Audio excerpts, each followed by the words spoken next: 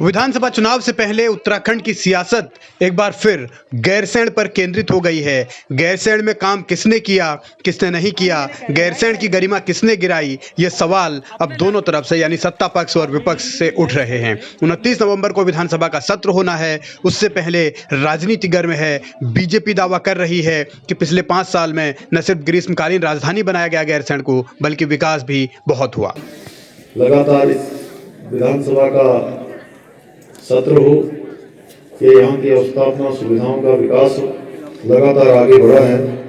उत्तराखंड के हर विधानसभा चुनाव में गैरसैंण का मुद्दा हावी रहता है। इस बार भी वैसा ही हो रहा है। सवाल सत्ता पाने का है, इसलिए बीजेपी और कांग्रेस अपने अपने तर्क दे रहे हैं। बीजेपी ने गैरसैंण को ग्रीष्मकालीन राजधानी बनाया है, इसीलिए उसके बचाव में तरह तरह के तर्क दिए जा रहे हैं, जबकि कांग्रेस के पास सवालों की लंबी फेहरिस्त है और उन्हीं सवालों के जरिए सरकार को घेरा जा रहा है।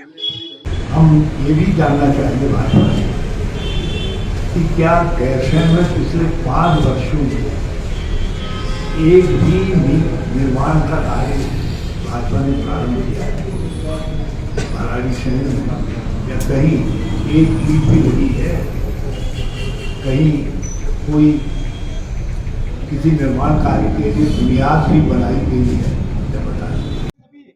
गैरसैंण में काम हुआ या नहीं हुआ, इसको लेकर सबकी अपनी अपनी बातें हैं, अपने अपने दावे हैं, लेकिन असल सवाल इसी बात को लेकर है कि क्या राज्य आंदोलनकारियों की भावनाओं के हिसाब से गैरसैंण को आगे बढ़ाया गया? क्या जिस स्थायी राजधानी मांग को लेकर लंबा आंदोलन भी चला, उसे पूरा किया जा सका? अगर नहीं किया गया तो फिर इसका जिम्मेदार कौन है?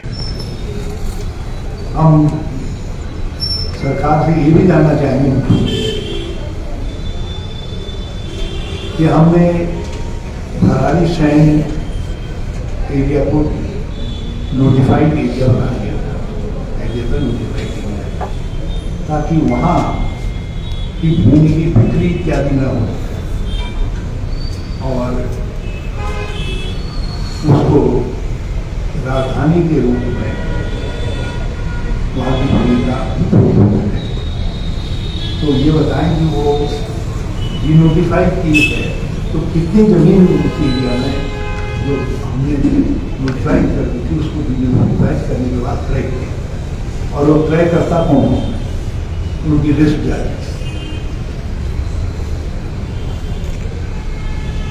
जमीन की क्रय करता कौन है उनकी लिस्ट जारी।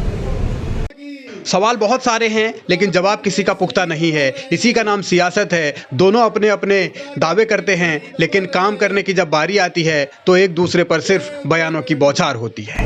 आज प्रदेश में बड़े पैमाने पर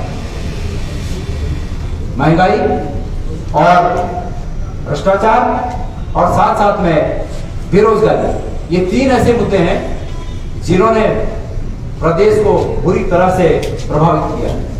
हम 29 तारीख को गैरसैंण में सभी कांग्रेसियन मिलकर इन प्रश्नों के खिलाफ एक बड़ी रैली का आयोजन करेंगे और सरकार को मजबूर करेंगे कि सरकार गैरसैंण से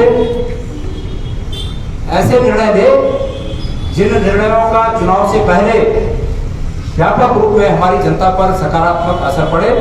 29 नवंबर से मौजूदा सरकार का आखिरी विधानसभा का सत्र होगा, वो भी गैरसैंण में होगा, इसलिए सवाल ज्यादा उठ रहे हैं। कांग्रेस विधानसभा का घेराव भी करना चाहती है, रैली भी निकालना चाहती है। सरकार अपना दावा कर रही है, लेकिन सवाल इस बात को लेकर कि स्थायी राजधानी का क्या हुआ। अब इसे लेकर कांग्रेस की ओर से नई टाइमलाइन तैयार की गई है। हरीश रावत का ये दावा है कि अगर कांग्रेस सत्ता में आई तो सरकार बनने के 2.5 से 3 साल के भीतर राजधानी गैरसैंण शिफ्ट कर दी जाएगी। अब ये भी सिर्फ चुनावी शगुफा है या इसमें कोई सच्चाई है, ये तो वक्त ही बेहतर बता पाएगा।